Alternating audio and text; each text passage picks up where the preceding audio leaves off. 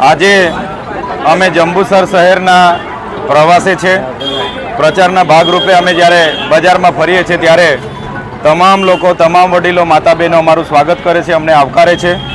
સાથે સાથે છેલ્લા 6 ટર્મથી 30 વર્ષથી ભાજપના સાંસદ અને નગરપાલિકામાં પણ એમની સરકાર છે, છતાંય જંબુસરના લોકોની વેદના છે આજે કે ગટર લાઇનની વ્યવસ્થા નથી, મીઠા પાણીની વ્યવસ્થા નથી।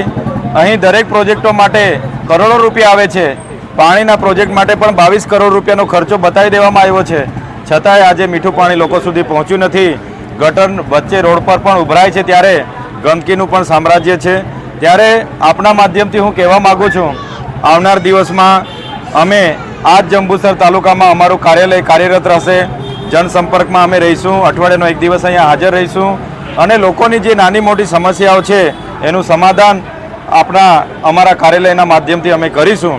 જે રીતે મનસુખ દાદાને 30 વર્ષ આપ્યા, પોતાની સરકાર હતી છતાંય નિષ્ફળ નીવડેલા છે, પોતાની ગ્રાન્ટ પણ પોતે વાપરી નથી શકતા, ત્યારે આ વખતે અમારા પર લોકોનો ભરોસો છે, વિશ્વાસ છે અને જે ભય, ભ્રમ અને ભ્રષ્ટાચારની સરકાર છે એ સરકારને પરિવર્તન કરવાના છે। ત્યારે આ વખતે મને પૂરો વિશ્વાસ છે કે જંબુસર તાલુકો પણ પરિવર્તન ઈચ્છી રહ્યો છે અને જંબુસર તાલુકામાં પણ સારી લીડ સાથે અમે ભરૂચ લોકસભામાં આગળ વધવાના છે અને ભરૂચ લોકસભા અમે જીતવાના છે। અંકલેશ્વરમાં જે બનાવ બન્યો આજે તમે જોયું હશે, અમારી મિટિંગોમાં હજારો લોકો ભેગા થાય છે, સ્વયંભૂ આવે છે।